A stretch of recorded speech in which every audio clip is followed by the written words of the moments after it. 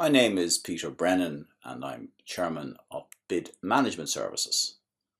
This training tutorial will cover the production and submission of your bids response. I hope you find this presentation useful and practical.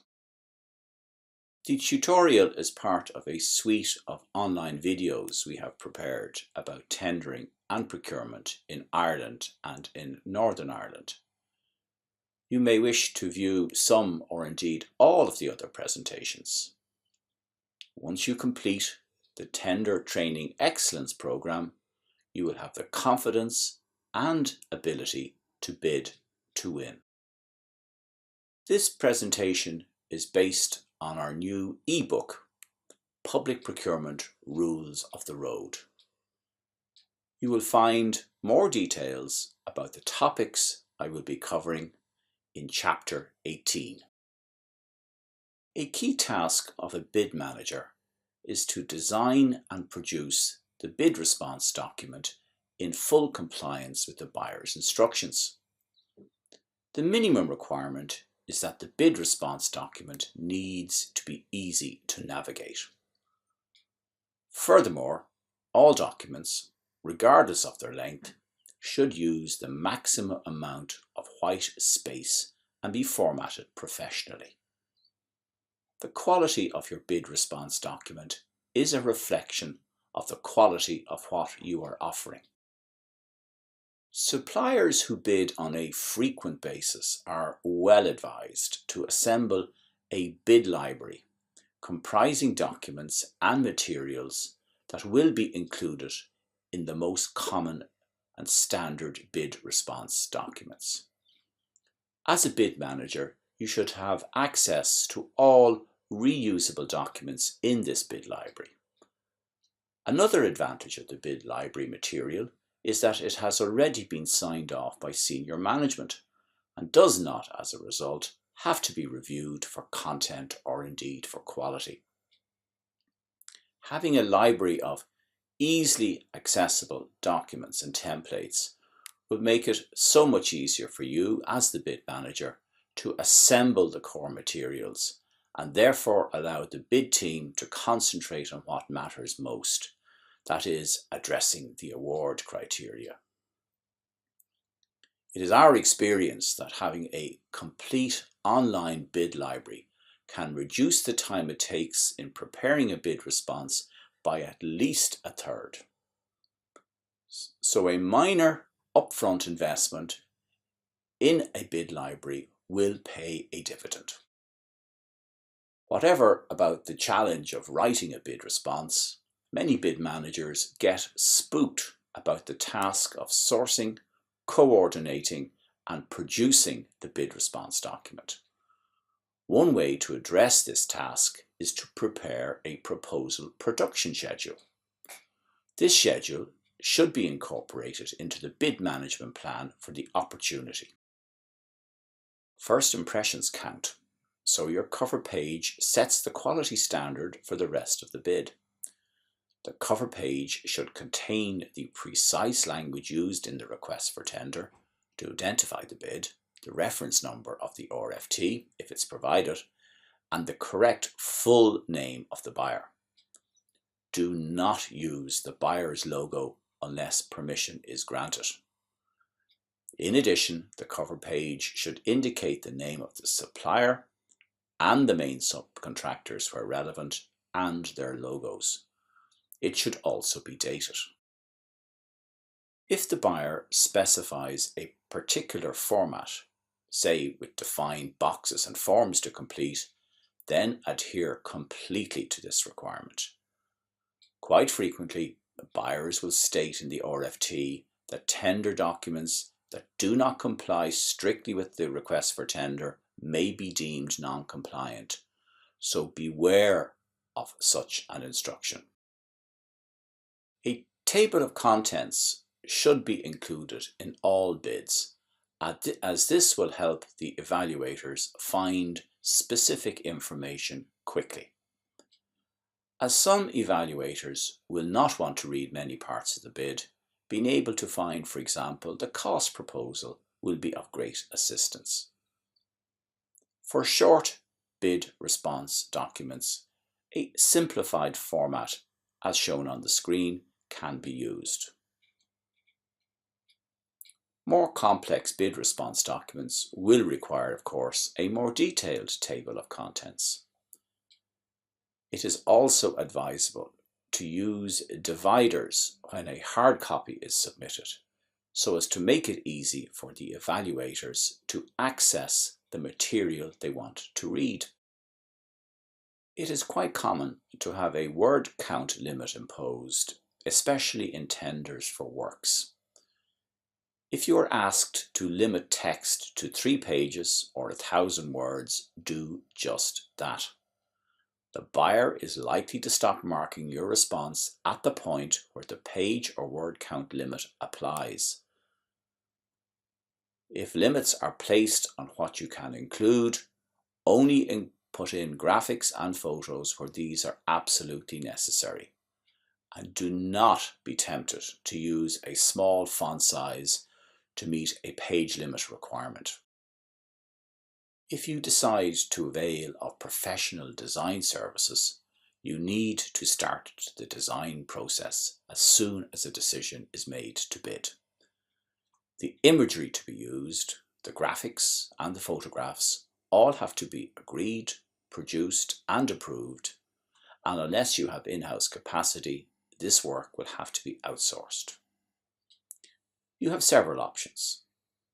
You can do the very minimum in terms of design and presentation. As an alternative approach, you can up your game and embrace design. Binding and printing the document should be done professionally.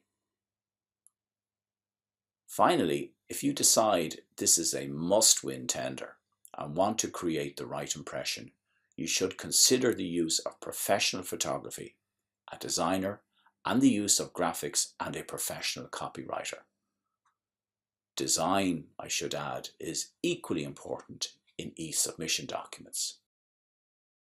Colour certainly adds impact when used properly. So use colour throughout your bid response. Ideally, use the dominant colour of the buyer's logo. For more complicated bid responses, take the advice of a professional advisor. As more and more bids are submitted electronically, the option of using colour will increase, as buyers will not need to print out the final version of the bid submissions they are evaluating. The effective use of graphics can transform a mediocre bid into one that conveys facts, trends, quality, understanding, and data in images that the evaluator will find easy to digest and interpret. It is thinking made visual. Images are an essential element of persuasion, and graphics have an impact that words cannot always attain. Your first task is to imagine the graphics that best support your bid strategy.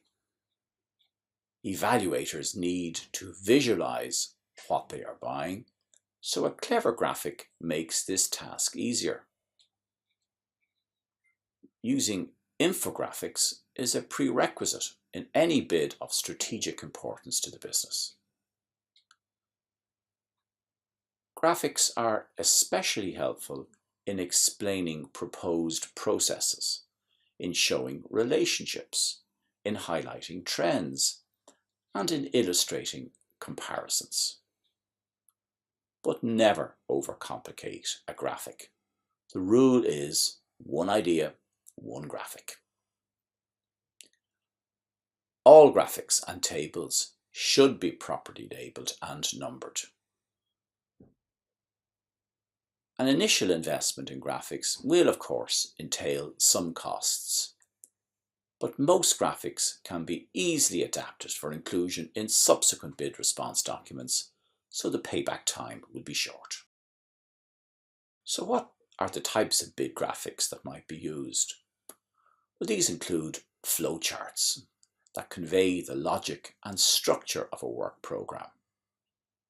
Gantt charts can set out the key tasks under a project implementation plan and, importantly, the interdependencies between work packages.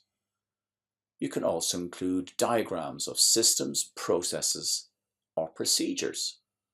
Maps and plans and layouts can also be included in your bid document, as indeed can organisation charts showing team structures, management hierarchies.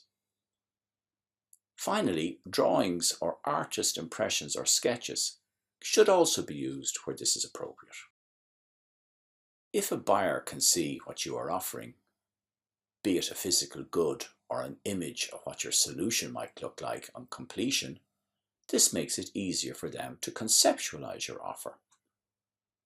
Professional photography should be used throughout the bid response document to assist the evaluators visualize what words might struggle to communicate. Most businesses have a library of photography that are used in annual reports, brochures, or presentations, but rarely do suppliers use this stock photography as an essential element of their bid strategy. For example, if you are bidding for a works contract, photographs of the stages of construction of a comparable project can communicate your understanding of the brief. When using photography, make sure that the resolution of the digital photography or photograph is such that it can be printed easily. It is also important that you comply with copyright restrictions and licensing agreements when using stock photography, scanned photos, or images from the internet. You need to protect your business secrets and intellectual property, and indeed those of the other members of your bid consortium where this is appropriate. In any event, you need to ensure the buyer does not release your bid response or parts of it on foot of a request for disclosure under the Freedom of Information Acts. Therefore, we recommend that all bids should include a confidentiality statement, perhaps modelled on the template shown in this slide, and that this statement could be positioned under the list of contents or as a footer.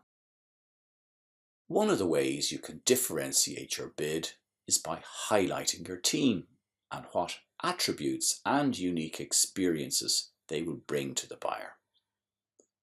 Almost every tender requires you to submit details about these key personnel.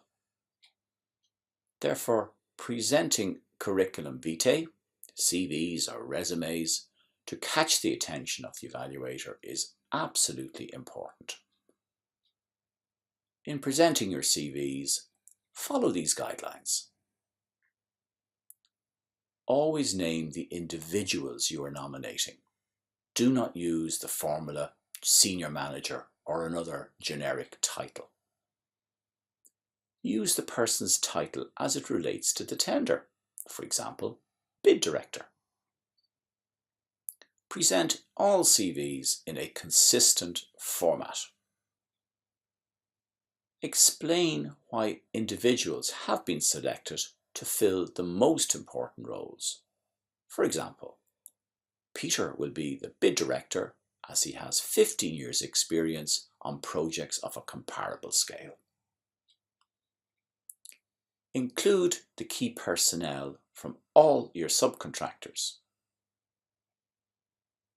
Put summary CVs, usually of 10 lines or so, in the body of the bid response, and put the long CVs into appendices if that is appropriate.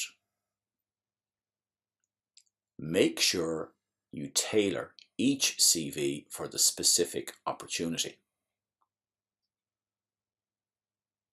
Also remember that CVs are not usually required for supporting or junior positions. If a large team is being assembled, provide an organisation chart to show the key relationships and reporting lines. Use a capability and skills matrix if you are proposing a very large team for a complicated bid. And obviously, keep all your CVs in your bid library for reuse. Evaluators look on appendices as a source of evidentiary documentation. They will not bother to read detailed enclosures for particular insights. So you should use appendices to add detailed material that supports the narrative in the body of the bid document. Never put material that could attract marks into an appendix. Also limit the number of appendices you enclose to the absolute minimum necessary. Again, think of the evaluation team members who have to read numerous bids. And do not be tempted to bulk up your bid response document with superfluous material. A significant addition to the suite of OGP templates is the European Single Procurement Document that usually appears in Appendix 4 of the standard contract. The ESPD, as it is called, is a self-declaration by a supplier that it does not fall within any of the situations which would exclude it from participating in a public procurement competition. And it meets the selection criteria for the competition. For example, the supplier has the necessary economic and financial standing and technical and professional ability. The Public Contracts Directive allows buyers to seek supporting documents at any point where it is considered necessary to do so. A completed ESPD is required for the prime contractor and any subcontractors or other consortium members. The main advantage of the European Single Procurement Document is that suppliers may reuse it for subsequent tender competitions. And if you do that, just make sure the information is up to date. The Office of Government Procurement and some buyers are now using standard template response documents, including statutory declarations for some of the framework competitions that are being advertised. Suppliers are required to edit in their material in the sections provided.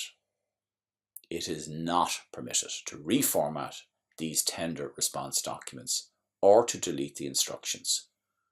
And also note that word count limits are usually set for responses to the award criteria. All the documents that need to be sourced, generated, or written should be clearly set out in the bid management plan. So one of your first tasks is to cut and paste the standard material in your bid library into the bid response document, in line with the buyer's instructions about formatting and positioning. Get this job out of the way as soon as practical, so if there are missing documents, you will be alerted in good time. At this stage, the totality of the draft bid response is usually ready for final review and critique. Version control was an issue in the past, but Dropbox and other such software make it much easier for multiple parties to work on a document at the same time and to edit and track changes on an ongoing basis. Once the final draft is approved, make sure to remove all comments and tags from the document and to convert it into a read-only PDF format. As regards producing the final bid document, the first thing you need to do is to check what the buyer actually wants. And never delegate the job of producing the final bid response document to somebody else in the business. Given the importance of the bid response document, you as the bid manager should keep a close watch as it moves from final approved draft into production and is then packaged ready for submission. If you are outsourcing the printing and binding, make sure the job is booked in good time. And when you get the pages back, make sure that they've been collated correctly and inserted into the relevant sections of your bid folder. Also make sure that environmental friendly paper is in stock if you have decided to prove your sustainability credentials by using recycled paper. If hard copies are required, provide the exact number specified. If a CD is required, then burn a copy of the bid response onto a disk. But make sure you or a colleague have done this before and do not leave what might be a task you're going to do for the very first time to the last minute. If copies are required on a memory stick, then transfer the document in read-only PDF format. Some buyers require that 2 envelopes are used when packaging the document, with the inner envelope clearly referenced as a reply to a tender competition with a particular reference number. It may also be the case that the buyer wants the bid response documents with and without the pricing information. If at all possible, especially for important bids, deliver the tender document yourself. Get a signed, time and date stamped receipt. If you decide to use a courier, make sure the company gets the document from you in good time. For example, at least 24 hours before the bid is due. Most requests for tender make it crystal clear that bid submissions after the published submission date are deemed non-compliant. Gradually, many buyers in Ireland are requiring that bid responses should be submitted on e-tenders in electronic format only. From 2018, it is likely that all bids will have to be submitted via the e-tenders portal, as you can see on the screen.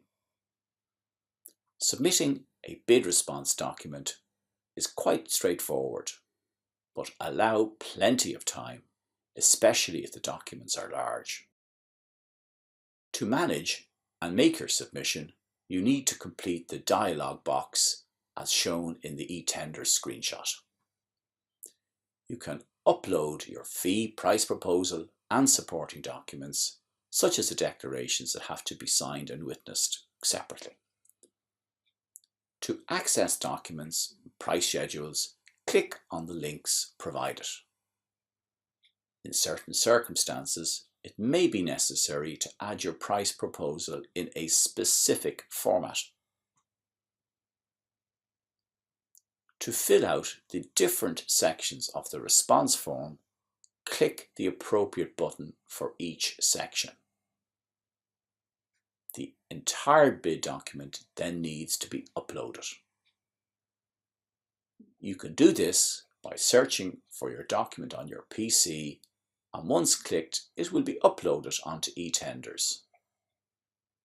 To submit your offer to the buyer, click the button Submit Response. You will be asked to verify your username and password, and after submitting, by the way, you can still modify and resend your response up until the response deadline. Once your bid submission is ready and submitted, e-tenders will send an acknowledgement to you by email. Beware, e-tenders imposes a size limit for uploading tender documents, so make sure you do not go over this limit. And finally, if you miss the deadline and do not submit online on time, it is your fault. Electronic submissions, and only electronic submissions, are accepted in Northern Ireland. So when you have all your documentation to hand, proceed to the Submission section of e-tenders Northern Ireland and complete the questions that you are prompted to answer. If you forget a question, you will be alerted. This is a helpful reminder. The e-submission facility will allow you to upload the required documents from your browser. When everything is ready and complete, just press the Submit button. But beware that in order to submit a tender response on eTenders Northern Ireland, you will need to run Java Runtime Environment version 1.7 or higher, have Internet Explorer version 7 or higher, or Mozilla Foxfire version 3.5 or higher, and JavaScript must be enabled. eTenders Northern Ireland does not work with Google Chrome. Here's a checklist to prevent errors when submitting your final bid response document. Has the document been proofread and spell checked correctly? Is the numbering of pages and sequencing of tables correct? Have the final version of all sections been included? Are there missing pages? Is the printing quality acceptable? Is the binding holding the document secure? And our tender tip: above all else, comply with the buyer's instructions about packaging and submitting the bid response document on time. I hope you found this presentation useful. More details are available in Chapter 18 of our book, Public Procurement Rules of the Road.